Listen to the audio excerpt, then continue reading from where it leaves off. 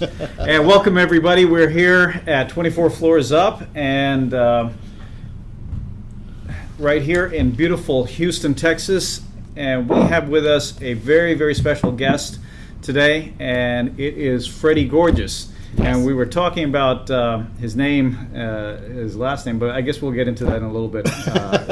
But I'd like to just mention something about Freddy before we go any further. He's Houston's #1 LinkedIn influencer. So very, very excited to have him over. He actually has his Facebook page going on live right now, Houston Young Professionals. I don't know if hey, hi folks. And hey guys. That's without an E. And I don't know if Patrick would come under the young professional side, but you know. But anyway, we've got well, we're going to be talking a little bit about that, about social selling, about influencing, and several other topics today. Thanks again, Freddy, for joining us. And we're just going to go around the table introducing one another. And if we'll just go ahead and start with you. If you just tell us once again who you are, what you do, and just a little bit about that. Sure. So my name is Freddy Goerges, and I am the premier expert on LinkedIn and social selling and business networking here in Houston.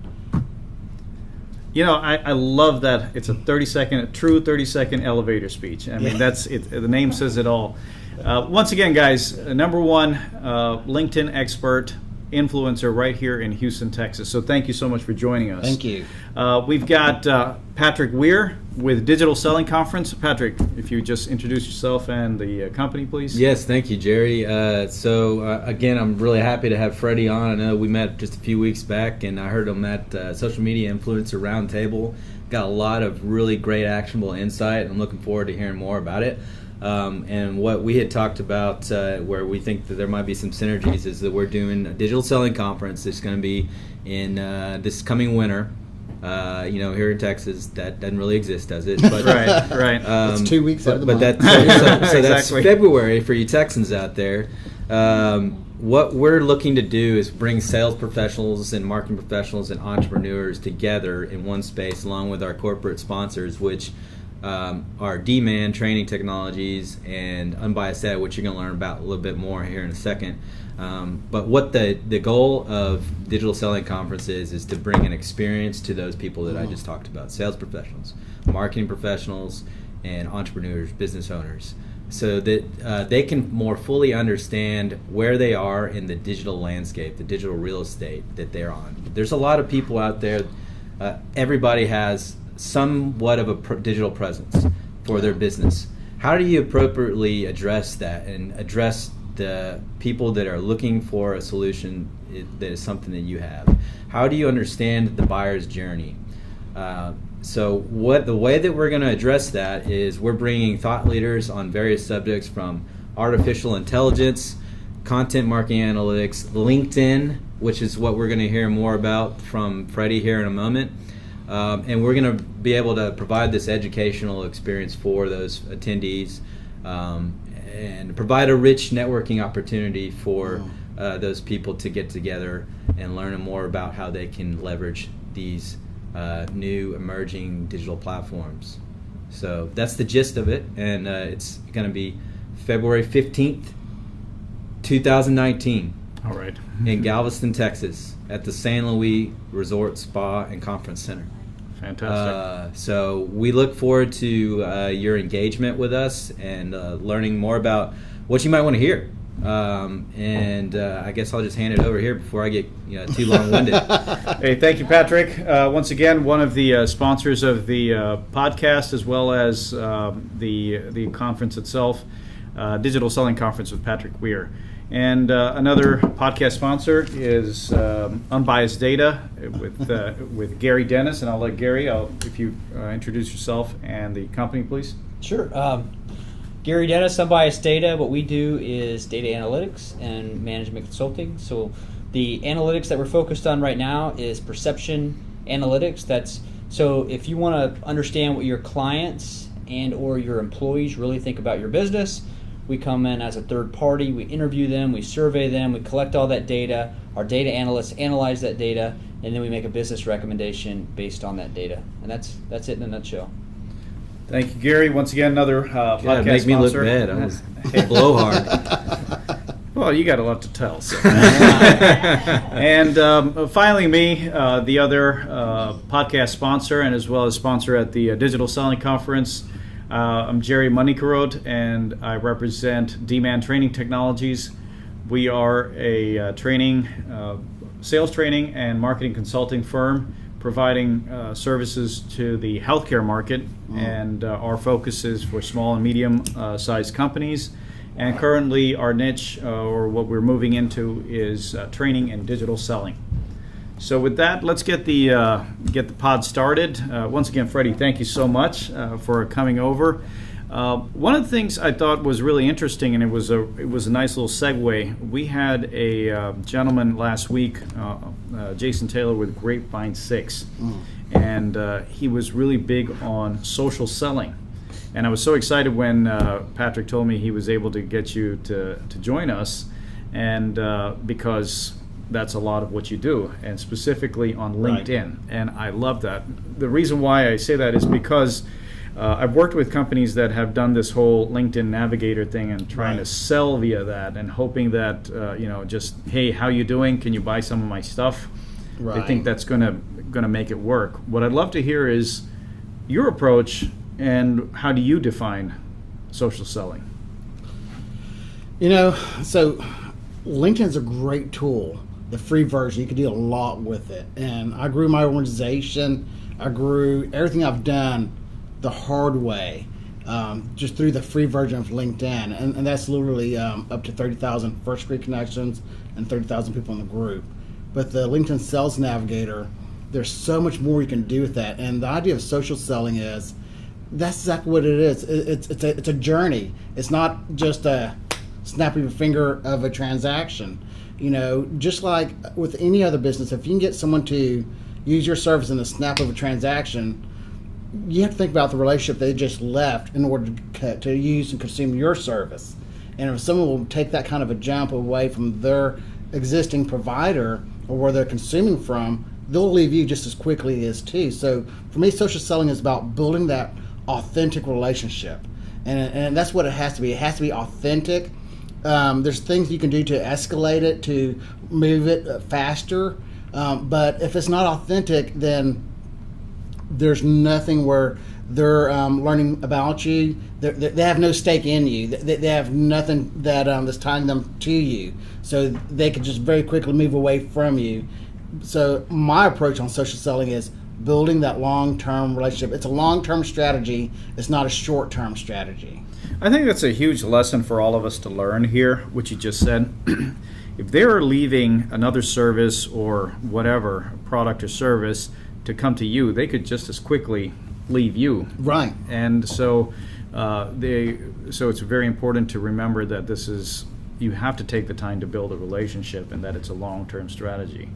Could you tell us a little bit about the strategy that you use to develop Houston Young Professionals? Sure. Well, let me tell you how I started the organization. I would love to hear that. I love a good story. I started the organization back in 2012, and before all this here, I didn't have a network. Y'all remember the financial crisis of 2008. Oh, yeah. I'll make this a very quick backstory to go into this story. Well, I had my own business, and it was just me, my wife at the time, and my 2 kids under 2 years old, plus my neighbor. And everybody in 2008 was going through a financial crisis. And I was bleeding more money than I was bringing in. I had nowhere to turn to. And I come to a point in my life where the only option I had was, doing garage sales, trying to sell off stuff, trying to pick up side jobs. I didn't have a network.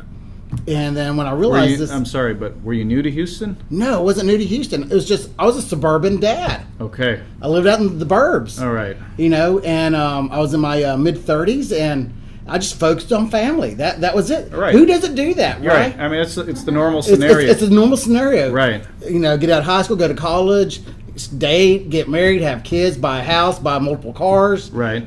You get in that track there. Get the debt. You get into debt, Yes. And, man, did I have a lot of debt. I was bleeding a lot more money than I was bringing in.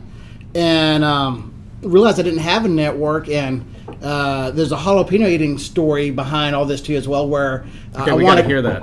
You got to hear that? Yeah, we got to hear the jalapeno eating story. We're in Texas. Come on. Okay, so it's 2008. Electricity has gone up because oil prices has gone up. I was driving a Suburban. Gas prices was going up. Ooh, okay. And I had 3 rent houses. I had 3 houses I was going to flip, but I turned into being a landlord, and my renters were paying late. I had to float the note, and just stressing out. 6 months of no income and going through savings.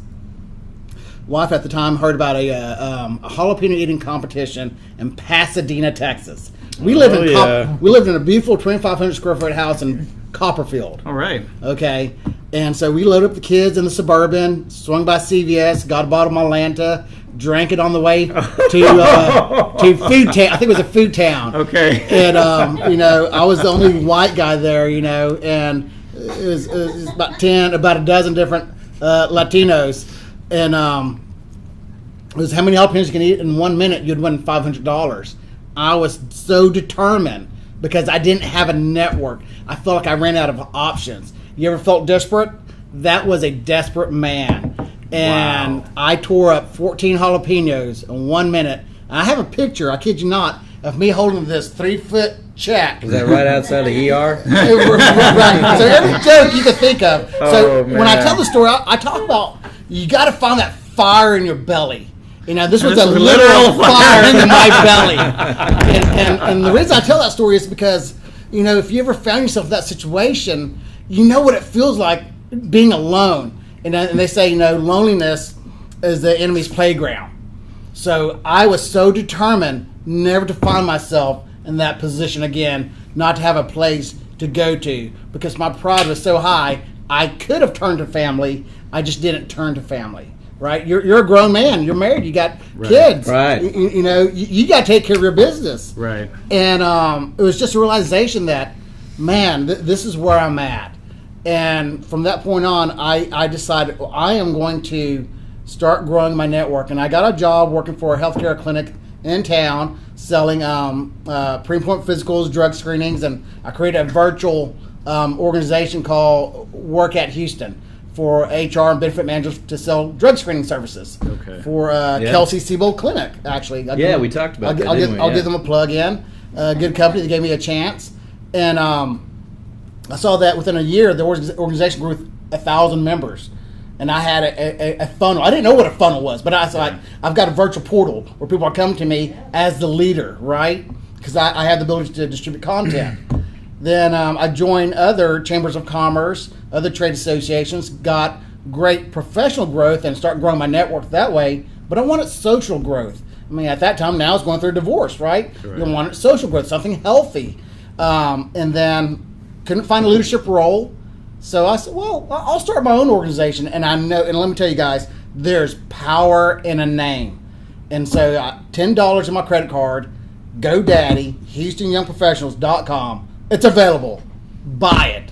I didn't have In a 2012. in 2012. That was still available. Still available. Wow. I didn't have a website. I didn't have a website. I just had a URL, and I was finding people. And this is what I learned about other organizations. Other organizations, they form for a cause. Their cause could be, to serve a above organization, the subservient, or it could be to serve awareness for a certain cause of humanitarian cause, or a certain industry. I want an organization that served everybody, an umbrella organization, because I knew I can create the biggest audience with an umbrella organization. And that was the intention of Houston Young Professional. Short story is, in a month's time, it grew to 1,000 people. Wow. So I knew my other organization took a year of hard work. Right. This grew 1,000 people first month. The second month, I hosted my first networking event. 300 people came. The media covered it as it was a social event of the town. Right. And then the light just went on. It was like, Yeah. aha. Yeah. You know you have something. I think you hit on something, because I know Gary wrote an article, or a really great article over the holiday weekend that just passed, about the values that he's learned as an entrepreneur. And two of them you just talked about was humility. You showed your humility stuffing those jalapenos down your throat. I did. Yeah. And then philanthropy. about building these networks and giving Back, to other people, right, giving yes. back to other people. Because one of Right. the things we talk about, you give something enough to other people, you'll get all you want. Oh. And that's kind of, you showed that I, in, I tell in your people own unique this way. is my ministry. Yeah, This is how I serve. yeah. All right, guys, we're just going to take a break real quick for station identification. Once again, this is 24 Floors Up podcast, and we're here with Freddy Goerges, the #1 LinkedIn influencer right here in Houston, Texas. We heard a great story right now about how he began to develop his network. I got to tell you, that's amazing, that story. One shout out I have to give out, and I apologize for not doing it earlier. Shout out to the other podcast sponsor, which is Lost in Space Films, who do the editing, and currently they're working on the sound as well. So back to Freddy. I think you were going to ask a question, Gary. So I got a couple questions to touch on some of the things that you had mentioned. Okay. The first one, I guess, is the most recent story that you gave, is around. So you had 1,000 people join right away. Was that a matter of meeting a need immediately, or was that some preliminary hard work that you had done up until that point? Because you hear stories of advertisements or certain businesses where if the timing is just right, things just blow up. Is that kind of what happened, or is it more of like you had led up to that point, if that makes sense? So I think there's multiple things. First of all, I'll go back to there's power in a name. Just the name in itself, Houston Young Professionals. So I consider myself an empath. I deal with emotions, and I believe that emotions can move people to a behavior that you want them to do if you know how to manipulate it or to influence it or to spark it, right? So just the name itself, Houston Young Professionals, evoked an identity and an opportunity for people to meet 3 categories: Houstonians, young, and professionals. Okay, that was enough for them to get interested in it. And I found them on LinkedIn, and by keeping them on LinkedIn, by not taking them away to another website, but taking them to a LinkedIn group, by having a HoustonYoungProfessional.com domain, and through GoDaddy pointing it to the LinkedIn group, it was an easy thing to market and advertise. And then, My bad. trying to engage with the audience. Go ahead. Absolutely. And what I did too as well is that I would literally, after work from 5 o'clock to 9 or 10 o'clock at night, I would just sit there consistently, old school, just connect. And my matrix was living in Houston, professional, and I found you on LinkedIn, so you're probably going to meet those first 2. Right. And to be young in appearance. I'm 45. You guys are probably in your late 30s too as well. I'm 28. You're 28. Okay. Yeah. So through the profile you can discern. I'm 26. Okay. Yeah. This person's going to be young enough, right? And it's just connecting with these people here, and building up your email list. I mean, that's the gold. If you don't build up your email list and use it, then you've got a missed opportunity. So were you tracking emails as you connect with people, or? So with LinkedIn, you can export your contacts. Okay, well, I didn't even know that. I didn't know that either. Yeah. Yeah, that's awesome. So that's why it's important to connect with the right people. And so if you believe in the rules of probability and you believe in the rules of numbers, let's put them into work for us. The rule of numbers says that it's a numbers game, and if I hit enough people or if I make enough eye contact, someone's going to be of interest, right? I'll catch them at the right moment. And the rule of probabilities talks about if I do things in a certain manner, it will stack things in my favor, right? Mm-hmm. So let me connect with the right people. And again, for me, it was Houstonians, professionals, and young in appearance. But in your case, it could be a certain ideal customer. Right. Connect only with them. It matters who you connect with. And if the rule of numbers is you just connect with the ideal customers, and then once you connect, you capture their contact information, you can export that in an email list, and then again hit them on email. So what do you think? And I'm sorry if I'm kind of monopolizing the conversation. No. I know there's a couple of different schools of thought when it comes with connecting people. You have certain people that are just spamming random people that don't really know them, and then you have the flip side where people only have a few connections, but they're very they understand everything about them, and they're very, I don't want to say intimate, I don't know if that's the right word, but very engaged, extremely engaged with them. So do you think it's somewhere in the middle, or what do you think? Gary, what you're illustrating there is depth and depth. Right. How wide are you casting your net? And you can have a huge net that you've cast and captured a lot of people, but it doesn't mean anything, just like with a social influencer that has 1 million followers but only like maybe 100 engagement, compared to someone who has 10,000 followers and over 1,000 engagement. Right. Which one would you rather have as someone that's representing your brand, right? So the thought process is, it all just depends on what your goal is. And is your goal through the platform to engage them there? Is your goal on the platform to be consistent and constantly be on top of mind? Is your goal to capture contact information and hit them somewhere else? So it depends on what your goal is. So I always believe in authenticity. So I'm going to try to go as deep as possible. But I'll be honest, I don't know 30,000 people. I've got 30,000 contacts on my LinkedIn. I don't know 5,000 people. I've got 5,000 people on my Facebook. So there's tools and there's hacks that I do to help build or help facilitate a sense of authenticity where they feel like they know me.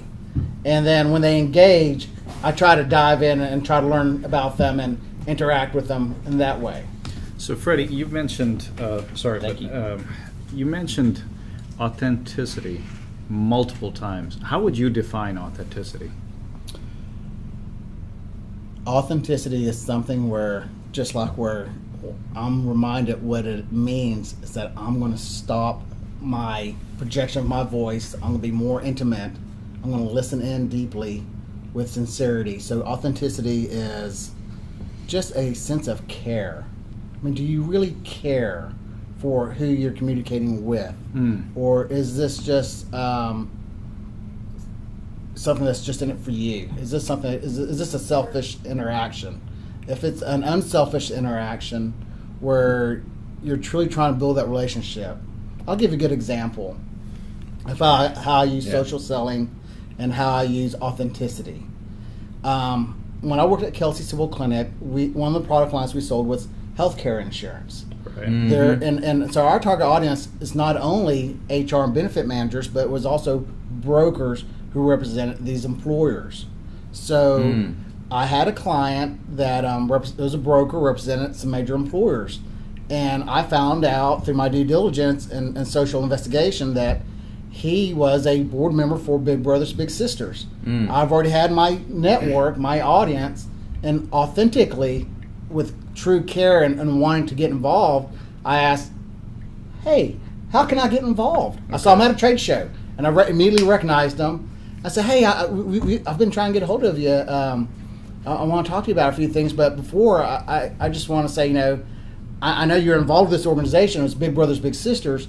How can I get involved, and how can I use my influence to help what you're doing? And so that was an authentic approach because I truly did care. Come to find out, not only is he a board member, but he was a benefactor, which means that he was once a little. And he sees how the program has helped him. And now he owns a $5 million house in River Oaks. And immediately the wall went down. Right. And that's one thing I teach about my LinkedIn workshops, my social selling, is put your volunteerism in there, because not only you're a professional, but you're a human. What do you care about? Because your treasure is where your heart's at. So where you invest your time and where you invest your money, that's where your heart's at. And if you can find someone where they invest their heart at, that's an authentic relationship. And if you can truly connect in that respect, you'll come to them and be received to them in a different way as opposed to just a salesy way. Right. That's great. One of the things that Jason talked about last week was using the 411 method, which means for every 6 posts, you do 4 thought leadership posts on your expertise, 1 on your actual product or service or experience, and then your 6th one is on a human aspect. Yeah. So in your experience, you're posting about your volunteerism with Big Brother Big Sister. Right. Okay. Can you talk about within the LinkedIn environment what the human aspect looks like, what the authenticity aspect looks like? Sure. Yeah.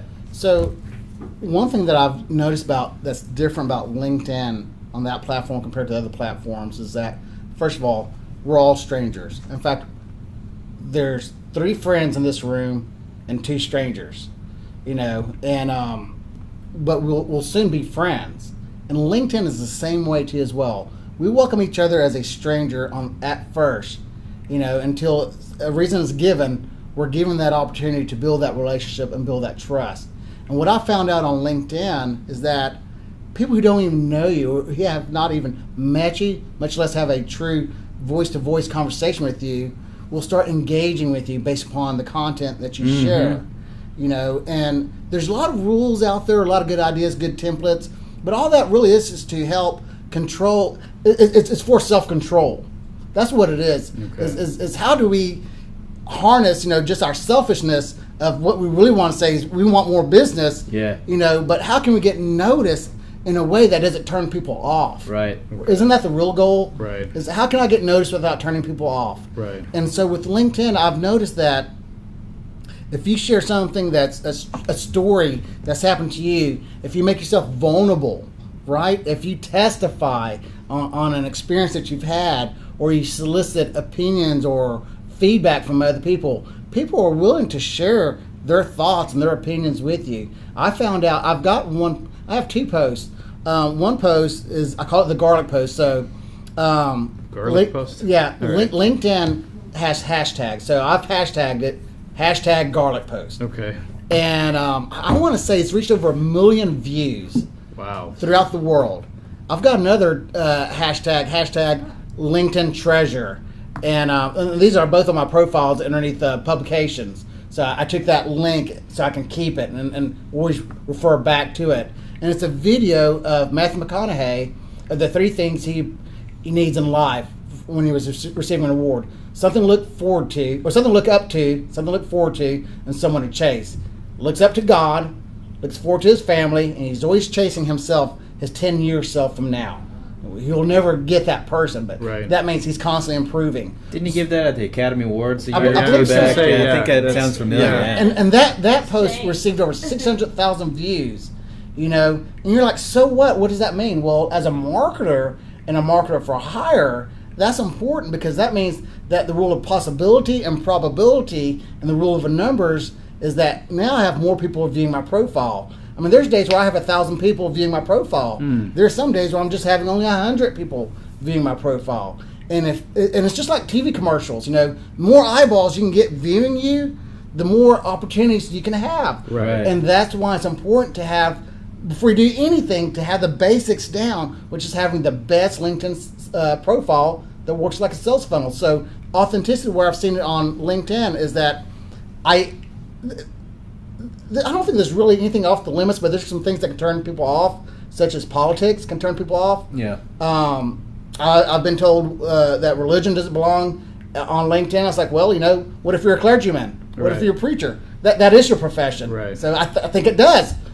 So I freely share my faith. And you don't. That's need, your human aspect. That's you my would say, human yeah. aspect, Right. right?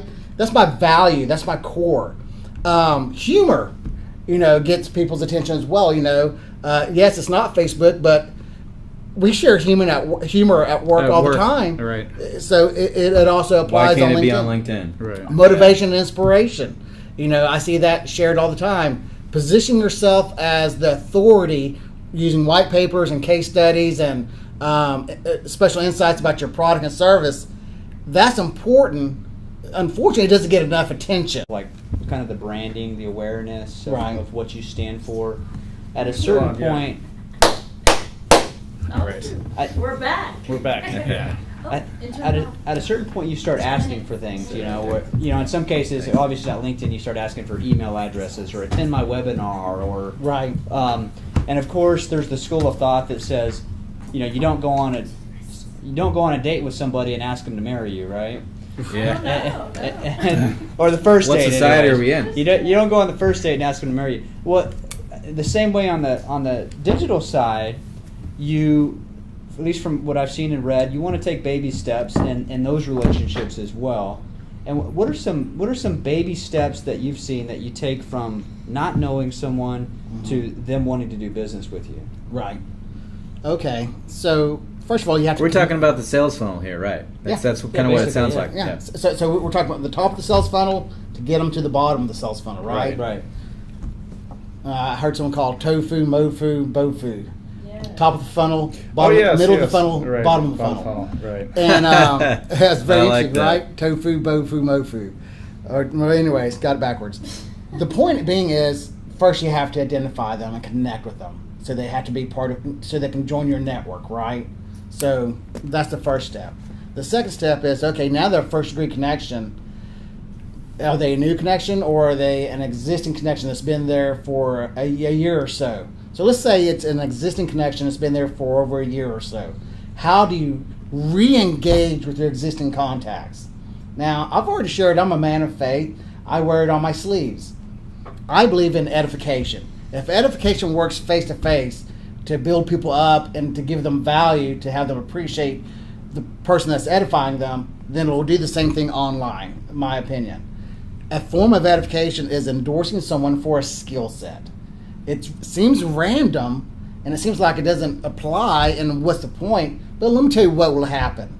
If I endorse my ideal audience for a skill set, for it could be sales or marketing or whatever that may look like, and I just hit that plus sign, you're good at one thing, and what is going to happen? They'll get a notification on their phone, right?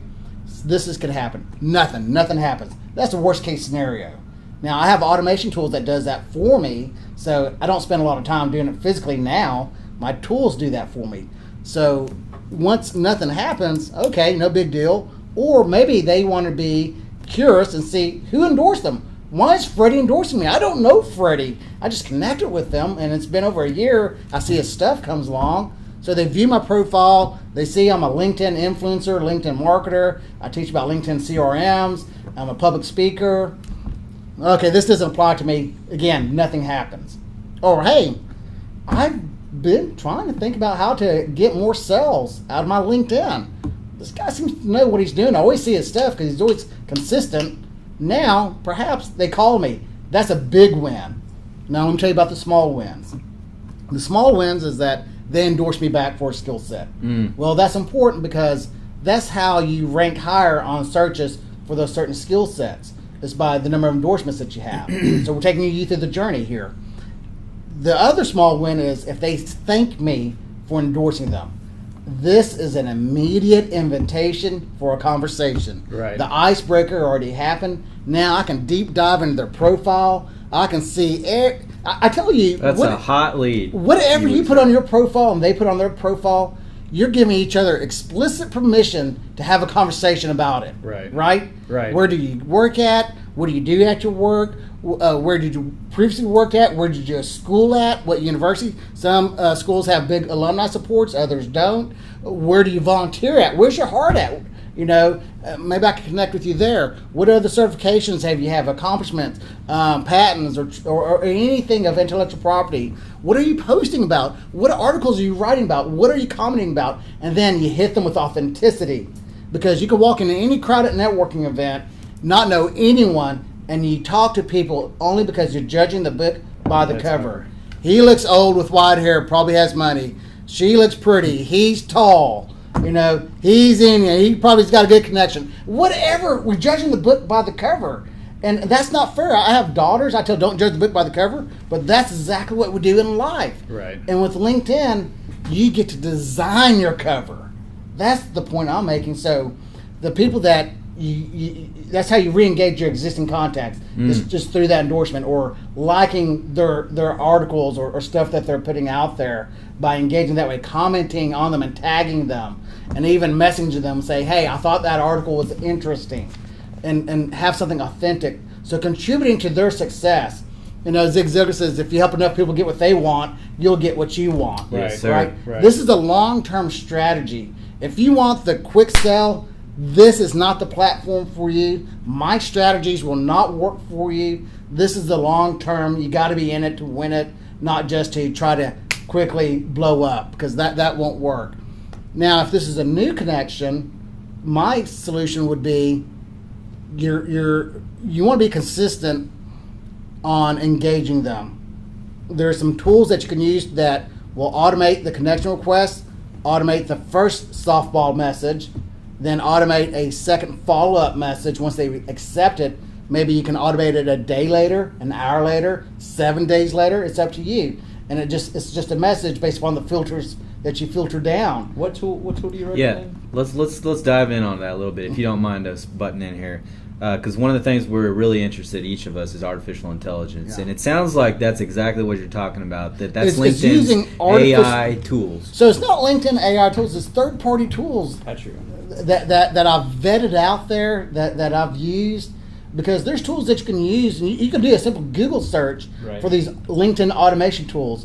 But if the tools go too fast and too aggressive, Right. just It's a like turn off, just like well, not in only is real it a turn life. off, but Yeah. I mean, LinkedIn recognizes that algorithm, and, Oh. and you'll get blocked or you'll get kicked out altogether. Okay. So you want to be careful which tools you use. So when I do my LinkedIn workshop, and that's part of my consulting services, like, okay, these are the tools that I've vetted out that's safe for you to use, that I personally use myself. And again, I grew my business for 2012 to the past 2 years, old school, just doing it the hard way. These automation tools has just made it date and eye. It's just a huge difference. So when you have a new contact, these tools will do a sequence of messaging for you. Then later on, you can follow up with an endorsement. And through Sales Navigator, you can save them as a lead that these are important for you. And so only their stuff shows up on your wall versus the free version of LinkedIn. And so you can re-engage. It's all about engagement, right? Right. The more you engage. And what I love is that with LinkedIn, if you go to someone's profile, you can see if they're on with a solid green Right. dot or a green circle with a white dot. They just were on. And most likely that was a mobile device. And you can scroll down to their profile, see their phone number if they have it there. Right. And just hit the tap button and pick up the phone and just go old school and call them. Hey, Yeah. Gary, this is Freddy. We're connected on LinkedIn. Or, hey, I'm hosting an event. So I think you were talking about events earlier. Right. And I wrote something down. And that goes to business networking. As the founder of Houston Professionals, I've been doing an event every month since April of 2012. So what I love and what I've learned about events is it gives you a purpose to be present with your intentions every month. Yeah, I used that one right after that social media roundtable that I went. I thought that was brilliant. Yeah. So we're running out of time. I was just here. going to say we're going to have to. We got, close down. what are we on, Yeah. 40 minutes? Do you have any Yeah. upcoming events or workshops you want to share? So I do have several things. September the 18th, we're doing a networking event, a soft pre-launch of buying business. This is a business commercial insurance. Got a buddy who's written a book. He's a published author, so it's a soft launch for his book. You can find all the information on HoustonYoungProfessionals.com. The first 80 guests receives a free cocktail or wine. That's September 18th. First Friday of every month is the Houston Advisory Board. I have the HoustonBusinessOwners.com organization, and we do a monthly lunch and learn. But the best thing to do is for our events, go to HoustonYoungProfessionals.com, or to learn about LinkedIn, you can go to LinkedInSalesFunnel.com or LinkedInHouston.com, and you'll find information about the LinkedIn services I have available. So, everybody, once again, you've got LinkedInHouston.com, Yeah, LinkedInSalesFunnel.com, Right. and HoustonYoungProfessionals.com. And HoustonBusinessOwners.com. power in a name. Power in a name. I was just going to say, I was surprised when you started naming these websites. Like, man, you've got all those websites. I mean, that's awesome. I still can't believe Houston Young Professionals was still available in 2012. Well, Good on you. Yeah. Well, Freddie, thank you very much. Actually, can I? Yeah, yeah. If we don't, if we have sure. another minute or two, one of the things that we're all about in digital transformation is emerging trends. What I'm curious to know from you is, where do you see LinkedIn going? Because I know that you and I have talked about it, that LinkedIn was purchased by Microsoft Right. for $26 billion Right. with a B With a B. dollars Right. just recently. What was it? Facebook bought Instagram for $1 billion. That's right. So that shows you where the value is going. You know, the value is in the money. That's Right. follow the money, right? Where do you see LinkedIn going? What kind of tools do you see coming on board? Because you're probably more active than anybody else out there on LinkedIn. You're 100% right. People ask me, how much time do I spend on LinkedIn? My response is, I don't know. How much time do you spend at work? This is my work. And what I've seen so far, just the artificial intelligence with hashtags. When you're starting to write a post, it'll auto-suggest hashtags to use. The algorithm of video, they have a huge push with video content, organic video. Right. Not video links, but organic uploaded video. We were just talking And about you'll LinkedIn see native video. native videos. Right. You see 3 to 10 times more engagement and views on videos. Slide share. Right. You know, to be able to track on who downloads those slide shares. Search engine optimization with those articles. I'm known on Google for 3 things, and most of the stuff that I've written on the LinkedIn article lands on the first page of Google. So that's free content that's available. LinkedIn has QR codes now. Yes. LinkedIn Right. has I thought that was a great little Bluetooth tool. technology to find who's nearby. You know, and again, I think that's just on the LinkedIn platform side. I think live streaming will come available soon. Right now, you're Please, just limited where to, are you, LinkedIn? to 10-minute videos.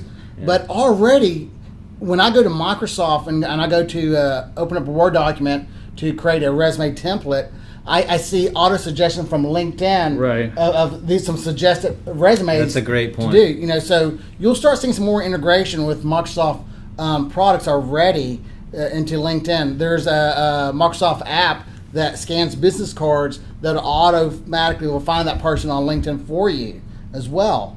So Is that via the QR code? Take a picture, or is that coming? That's an app.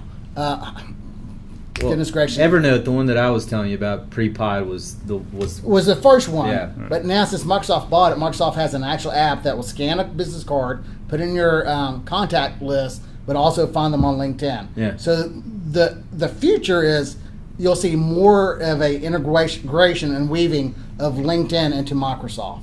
right. Okay. Yeah, I think Microsoft is the leader in Microsoft AI, and more importantly, and all your Windows products. Yeah, and more importantly, as it applies to sales enablement, Yeah. Microsoft through LinkedIn is the way to go. I totally agree with you. Well, that's some really great insight. I think that's what people really can take away from this, is that what's around the corner that we don't quite see yet, that we can get through your insights, that I think is something great.